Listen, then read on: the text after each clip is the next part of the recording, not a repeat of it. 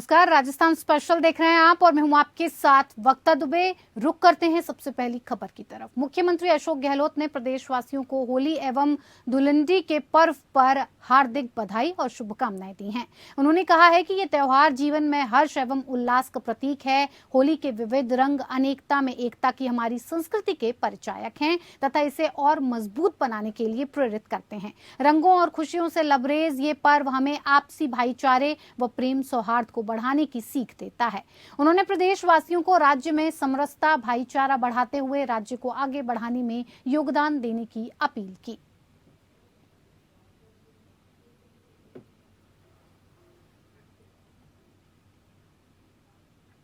विधानसभा चुनाव से पहले राजस्थान में जातिगत जनगणना और ओबीसी का आरक्षण 21 से बढ़ाकर 27% करने की मांग अब सियासी मुद्दा बन गया है। जातिगत जनगणना और ओबीसी आरक्षण को लेकर जयपुर के विद्याधर नगर स्टेडियम में जाट महाकुंभ का आयोजन किया गया। इस महाकुंभ का आयोजन जाट समाज की ओर से किया गया। जाट महाकुंभ में 10 लाख से ज्यादा लोगों के शामिल होने का दावा किया गया। इस महाकुंभ में सभी राजनीतिक दलों के जाट समाज के विधायक, पूर्व विधायक, मंत्री, पूर्व मंत्री, सांसद और पूर्व सांसदों के साथ कई उद्योगपति और समाज के वरिष्ठ और गणमान्य लोग शामिल हुए।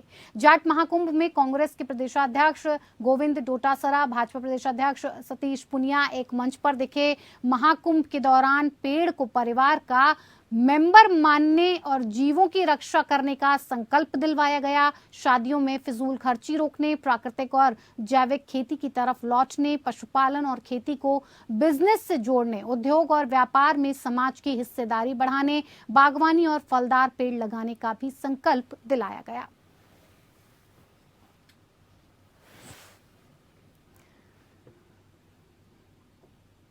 महाकुंभ में 10 लाख लोग शामिल हुए। आपको बता दें कि इसमें कांग्रेस के प्रदेशाध्यक्ष गोविंद डोटासरा, भाजपा प्रदेशाध्यक्ष सतीश पुनिया एक मंच पर दिखे। साथ ही साथ महाकुंभ के दौरान पेड़ को परिवार का मेंबर मानने और जीवों की रक्षा करने का संकल्प भी दिलाया गया। साथ ही साथ शादियों में फिजूल खर्ची रोकने के लिए कहा गया। प्राकृतिक और जैविक खेती की तरफ लौटने की भी बात की गई। इस महाकुंभ के जरिए शक्ति प्रदर्शन भी किया गया। सभी दलों के जाट नेता इस महाकुंभ में शामिल हुए। आपको बता दें, महाकुंभ में 10 लाख लोग शामिल हुए हैं। साथ ही साथ जैविक खेती की तरफ लौटने, पशुपालन और खेती को बिजनेस से जोड़ने, उद्योग और व्यापार में समाज की हिस्सेदारी बढ़ाने, बागवानी और फलदार पेड़ लगाने का भी संकल्प दिलाया गया।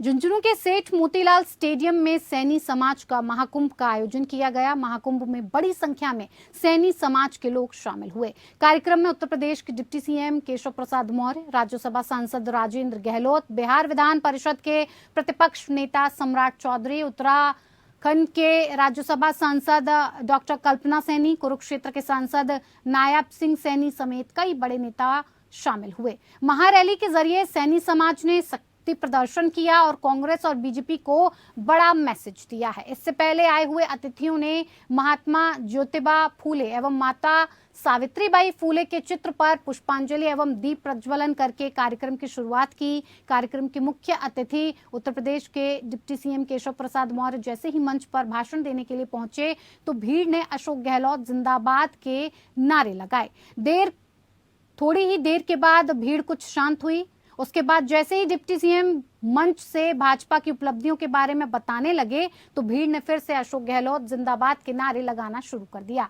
इस दौरान कार्यक्रम किसी समाज का कार्यक्रम न लगकर राजनीतिक कार्यक्रम लगने लगा, लेकिन थोड़ी देर बाद ही आयोजकों ने स्थिति को संभाल लिया और कार्यक्रम को राजनीतिक मंच नहीं बनाने की अपील की। इस दौरान सैनी समाज के नेताओं ने समाज की खराब दशा का जिक्र करते हुए इसके लिए कांग्रेस और बीजेपी दोनों को जिम्मेदार ठहराते हुए कहा कि आज सैनी माली समाज की दोनों पार्टियां अनदेखी कर रही हैं। एक बड़ा वर्ग होने के बावजूद राजनीतिक में बराबर हिस्सेदारी नहीं दी जा रही है। समाज के लोगों को अपने हक की लड़ाई लड़नी होगी। जब तक जागरूक नहीं होंगे तब तक समाज को विकास नहीं होगा। तो कांग्रेस और समाज की जनचेतना महारैली का यहाँ आयोजन था। मुझे आमंत्रित किया गया था। पूरे आयोजक मंडल का मैं हृदय से धन्यवाद करता हूँ। और इसमें श्री हमारे पवन सैनी जी जो जिला अध्यक्ष यहाँ भारतीय जनता पार्टी के हैं, हमारे वरिष्ठ नेता श्री राजेंद्र गाहलोत जी हैं, आप सब लोगों से बातचीत हुई थी। तो आज यहाँ आया और जो जनसैलाब मैं देख रहा हूँ, जो जन उत्साह मैं देख रहा हूँ, उससे मुझे यह कहने में कोई संकोच नहीं है। जबकि यह समाज का मंच था, इसलिए मैंने शुद्ध रूप से राजनीतिक बातें नहीं की थी। लेकिन 2023 और 2024 दोनों राजस्थान में भारतीय जनता पार्टी का है और इतिहास की सबसे बड़ी विजय 23 में भी मिलेगी और 24 में भी मिलेगी। क्योंकि 24 में तो अगर मैं कहूँगा बड़ी विजय मिलेगी, 25 से 26 सांसद हो नहीं सकते। आप सब लोगों ने लगातार 25-25 दोनों 14 और 19 में दिया है विधायक। लेकिन जैसे गुजरात में ऐतिहासिक विजय हुई, वैसे राजस्थान में ऐतिहासिक विजय होगी। तो सैनी समाज के महाकुंभ के जरिए अपनी शक्ति प्रदर्शन किया है। कांग्रेस और बीजेपी पर निशाना साधा है कि उन्हें जिस तरह की राजनीतिक दलों की उपेक्षा की जा रही है, उसका आरोप दोनों ही दलों पर लगाया है। बीजेपी और कांग्रेस पर, दोनों पर यह आरोप लगाया है कि राजनीति में जो हिस्सेदारी मिलनी चाहिए वो हिस्सेदारी नहीं मिल रही है।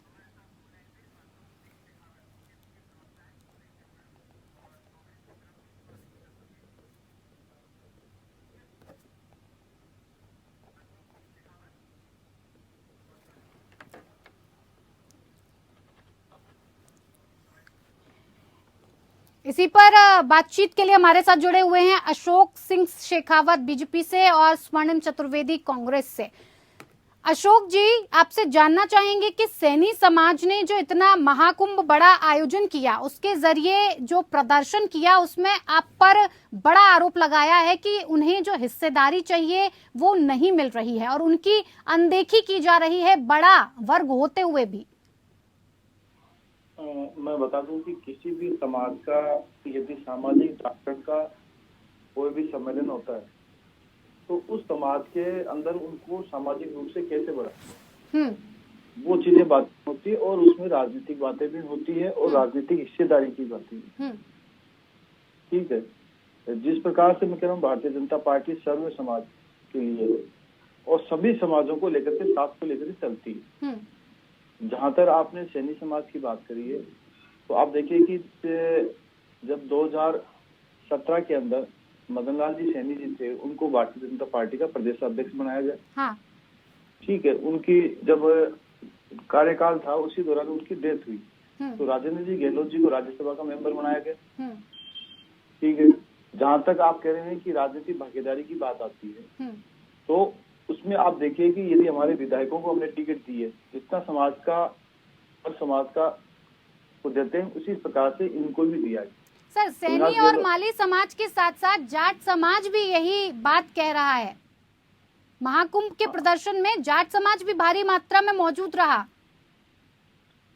मैं कह रहा हूँ कि कोई भी समाज हो, हाँ, और वो समाज से सही बात है कि अपने सामाजिक जागरण के लिए और उसमें हमें क्या क्या किया जा सकता है, उसके लिए राजनीतिक बातों के लिए भी किया जाता है, सम्मेलन किए जाते हैं और वो सम्मेलन करने भी चाहिए कोई भी समाज का हो, क्योंकि उसमें जागरूकता आती है कि हमने इन सालों में क्या क्या काम किए। और सर, कोई भी समाज होगा तो ऐसे आरोप नहीं लगाएगा जब तक कि उसके साथ ऐसा कुछ घटित नहीं होगा। अगर समाज की अनदेखी की जा रही है, उसे पीछे रखा जा रहा है, तो कहीं ना कहीं सवाल तो उठाया जाएगा। स्वर्णिम जी,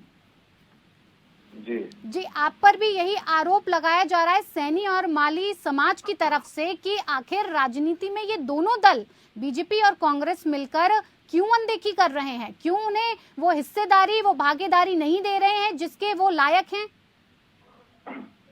देखिए, सबसे पहले तो ये जानना जरूरी है कि राजस्थान के तो मुख्यमंत्री खुद ही सैनी समाज से आते हैं, माली समाज से आते हैं और मेरे ख्याल से संभवतः पूरे देश भर में जो सरकार लोक कल्याणकारी योजना है, चाहे उसमें मुख्यमंत्री चिरंजीवी योजना के तहत 25 लाख रुपए तक का मुफ्त इलाज हो, चाहे बिजली के बिलों में 100 यूनिट तक फ्री हो, किसानों के लिए 2000 यूनिट तक फ्री हो, मुफ्त शिक्षा हो, वो शिक्षा के लिए मुफ्त परिवहन हो, महिलाओं के लिए उड़ान योजना के तहत मुफ्त सैनिटरी नैपकिन वितरण हो, किसानों के लिए जो कार्य किए, वो एक अभूतपूर्व योगदान हमारी सरकार ने दिया है, जिसका आपने परिणाम देखा होगा कि उस सम्मेलन में जब जब किसी ने बुराई करने की कोशिश की तो वहाँ पे मुख्यमंत्री अशोक गहलोत जिंदाबाद के नारे लगे। ये बताता है कि हमारी सरकार ने किस तरह से जनता के लिए काम किया। हाँ सर, काम जनता के लिए किया होता तो अभी सैनी समाज आपके ऊपर ये आरोप नहीं लगा रहा होता। लेकिन मैंने आपको क्या कहा कि सैनी समाज नहीं, सैनी समाज के सम्मेलन में कुछ राजनीतिक वक्ताओं ने कांग्रेस पार्टी के खिलाफ या हमारे खिलाफ कुछ बोलने का उन्होंने कार्य लेकिन सर ये जो चलन दिख रहा है वहाँ पे जो पार्टिसिपेंट स्वर्णिम जी, ये जो चलन दिख रहा है ये तो ये दिखा रहा है कि जिस हिसाब से बिहार में जाति को लेकर राजनीति चरम पर पहुंच गई है, ऐसा ही कुछ ट्रेंड अब राजस्थान में भी नजर आने लगा है। देखिए, आपने सम्मेलन में देखा होगा जो अधिकांश वहाँ पे उपस्थित लोग थे उन्होंने समर्थन किया अशोक गहलोत जी का। और जहाँ तक बिहार और उत्तर प्रदेश की आप बात करते हैं, वहाँ पे अलग तरह की राजनीति होती है। यहाँ पे हमारी कांग्रेस पार्टी है, इसमें सभी वर्ग इसलिए विश्वास जताते हैं कि यहाँ पे सबको प्रतिनिधित्व करने का मौका मिला। अगर ये राजस्थान की कांग्रेस पार्टी है जहाँ पे मुख्यमंत्री अगर मोहनलाल सुखाड़िया हुए, लंबे समय तक रहे, बरकतुल्ला खान रहे, जगन्नाथ पहाड़िया रहे, शिवचरण माथुर रहे और अब अशोक गहलोत है, सब वर्गों को मौका मिलता है यहाँ पे लोकतांत्रिक व्यवस्था के अंतर्गत। इसीलिए सभी वर्ग, पूरा समाज जो है कांग्रेस पार्टी से जोड़ करके कांग्रेस पार्टी को अपना समर्थन देता है। और सबसे बड़ी बात यह है कि लोक कल्याणकारी कार्य करने वाले जो हमारे मुख्यमंत्री हैं, इनकी योजनाओं का मॉडल तो आज पूरे देश में, चाहे ओपीएस योजना हो कि तमाम योजनाएं हैं किसानों के लिए। स्वर्णिम जी देखिए, सरकार ही आपकी राजस्थान में है और राजस्थान में ही जब सैनी समाज ऐसे खुलकर सामने आए और ये आरोप लगाए कि उनके समाज की अनदेखी की जा रही है, तो ये सोचने पर मजबूर करती है कि आखिरकार आगे आने वाली सरकार इसी तरह से काम करेगी तो जो जनता है वो क्या इस मुद्दे को लेकर बैठेगी कि अगर जाति के तौर पर उसे विभाजित किया जाएगा तो कैसा रहेगा। नहीं, जनता बहुत बहुत धन्यवाद स्वर्णिम जी आपका, और अशोक जी बहुत बहुत धन्यवाद हमारे साथ चर्चा में शामिल होने के लिए। तो आयोजकों ने स्थिति को संभाल लिया, लेकिन ये जो पूरा मामला था ये पूरा राजनीतिक तौर पर देखने को और खुलकर मिला कि सैनी समाज ने महाकुंभ जो आयोजन किया उसमें अपनी शक्ति का खुलकर प्रदर्शन किया, साथ ही साथ अपना विरोध भी जताया, आरोप भी लगाया कि दोनों ही पार्टियां, चाहे बीजेपी की सरकार हो चाहे वो कांग्रेस की सरकार हो, दोनों ने ही मिलकर सैनी और माली समाज को कहीं ना कहीं अनदेखा किया है।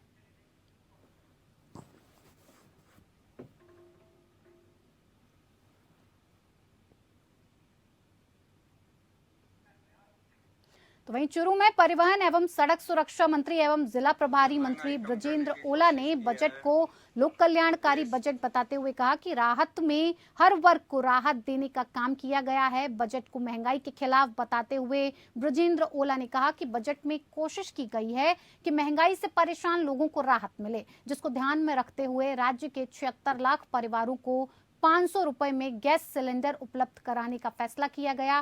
प्रभारी मंत्री ने कहा कि राज्य के बजट में चिकित्सा, शिक्षा, ऊर्जा, चिकित्सा, शिक्षा, सड़क सहित सभी क्षेत्रों में विकास के लिए घोषणाएं की गई हैं। उन्होंने कहा कि राज्य का बजट विकास की दृष्टि से मील का पत्थर साबित होगा। बजट में हेल्थ सेक्टर को बहुत महत्व दिया गया है। मुख्यमंत्री चिरंजीवी स्वास्थ्य बीमा योजना में इलाज राशि को 10 से बढ़ाकर 25 लाख किया गया है। अब राज्य के बाहर के निजी अस्पतालों में भी ये इलाज कराया जा सकेगा। मुख्यमंत्री निशुल्क बिजली योजना में 100 यूनिट प्रतिमाह तक बिजली मुफ्त दी जाएगी। राज्य में 27 नए राजकीय महाविद्यालय तथा 20 नए कन्या महाविद्यालय खोले जाएंगे। करने की कोशिश की है। जो गैस के दाम आपको पता है कि बेतहाशा बढ़ रहे हैं, उसमें हमने 500 रुपये में उन लोगों को सिलेंडर देने की कोशिश की है जो इसको अफोर्ड नहीं कर सकते थे। हमने जो हमारे NFSA के जो परिवार हैं उनको गेहूं तो दे ही रहे हैं, उसके अलावा और जो उनके उपयोग की सामग्री है उसको भी फ्री में देने की कोशिश करी है। हमने कोशिश करी है इंदिरा रसोई के माध्यम से कि महंगाई का भार लोगों के ऊपर कम पड़े। हमने जो हमारी बिजली के जो घरेलू उपभोक्ता हैं उनको 100 पहले 50 यूनिट किया था, अब 100 यूनिट कर दिया, और किसानों को 2000 यूनिट कर दिया। ये हमारे वो कदम हैं जो महंगाई को कम करने वाले हैं। इसके अलावा हमने कोशिश ये करी है कि पब्लिक की जेब में पैसे आए। मंत्री शांति धारीवाल ने कोटा शहर में हाथ जोड़ो अभियान के तहत पदयात्रा निकाली। इस दौरान उन्होंने शहर के विकास की चर्चा करते हुए कहा कि कोटा शहर में पर्यटन विकास के विश्व स्तरीय निर्माण हुए हैं, जिसमें रिवर फ्रंट की चर्चा हर तरफ हो रही है। उन्होंने रिवर फ्रंट को अनोखा बताते हुए कहा कि रिवर फ्रंट अपने आप में अनोखा है, क्योंकि इस तरह का हेरिटेज और 6 किलोमीटर लंबा रिवर फ्रंट कहीं भी नहीं है। वहीं ऑक्सीजोन पार्क भी अपने आप में वर्ल्ड क्लास बनाया गया है। दोनों के निर्माण कार्य लगभग 31 मार्च तक पूरे होने जा रहे हैं।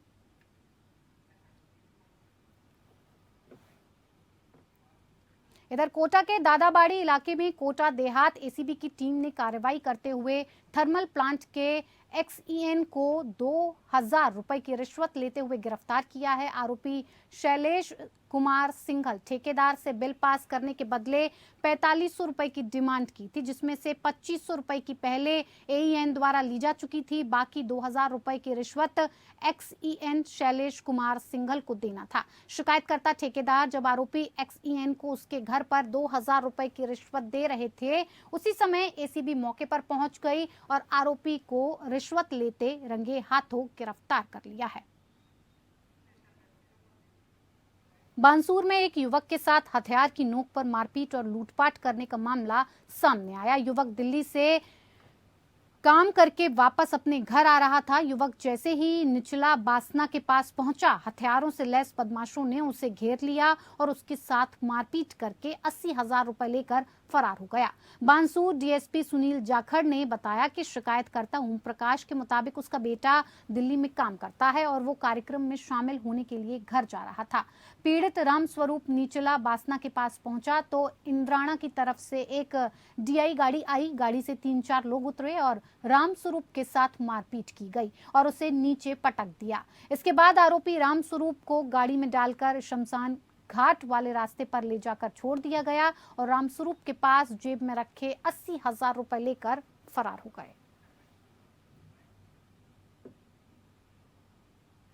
इधर अलवर जिले के खेड़ली कस्बे के दांतिया रेलवे स्टेशन से करीब 1.5 किलोमीटर दूर एक विवाहिता अपने 2 बच्चों सहित ट्रेन के आगे कूदकर आत्महत्या कर ली। महिला दोनों बच्चों को स्कूल से ड्रेस सिलवाने के बहाने अपने साथ लेकर आई थी। बताया जा रहा है लंबे समय तक महिला और बच्चे के घर नहीं पहुंचने पर जब महिला के पति ने पत्नी और बच्चों की तलाश की तो दोनों के शव दांतिया और घोसरांडा रेलवे स्टेशन के बीच पटरियों के पास पड़े हुए मिले। परिजनों के अनुसार महिला मानसिक रूप से बीमार थी।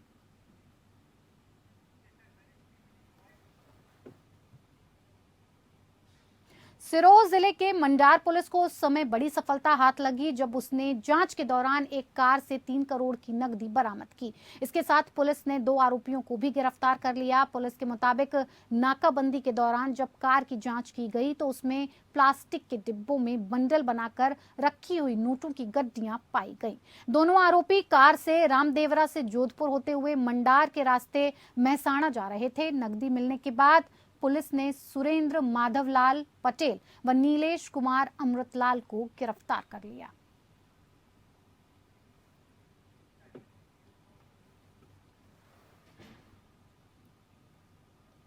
पाली जिले में नशा तस्कर पुलिस के बचने के लिए एम्बुलेंस के जरिए नशा सामानों की तस्करी कर रहे हैं। बताया जा रहा है कि गश्त के दौरान देसूरी पुलिस ने 4 भुजा से देसूरी की ओर एक सफेद रंग की एम्बुलेंस तेज गति से आते देखी। पुलिस को देखकर तस्कर तेज गति से गाड़ी चलाकर गांडेराव की तरफ भागने लगे। देसूरी पुलिस ने भी तस्करों की एम्बुलेंस को तेज गति से पीछा किया, मगर देसूरी घांडेराव के बीच सड़क मार्ग पर पुल के निर्माणाधीन होने से डोडा पोस्ट तस्कर एम्बुलेंस वाहन को वहीं छोड़कर मौके से फरार हो गए। इस दौरान देसूरी पुलिस ने एम्बुलेंस की जांच की तो एम्बुलेंस में 17 थैलों में 343 किलो डोडा पोस्ट बरामद किया गया। तो वहीं पुलिस नशा तस्करों की तलाश में भी जुटी हुई है।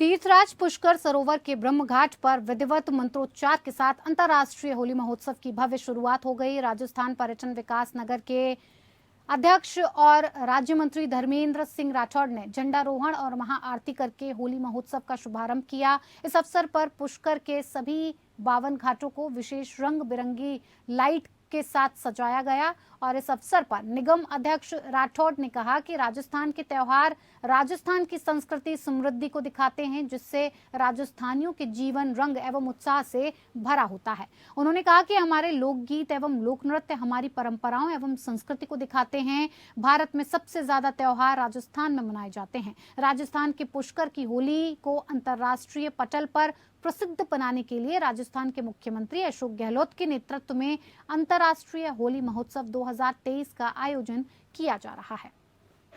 यहाँ इस कार्यक्रम में शिरकत की है और एक ऐसी शुरुआत हुई है जो पुष्कर के लिए और हमारी भावना भी है, हम पुष्कर के रहने वाले लोगों की भावना है।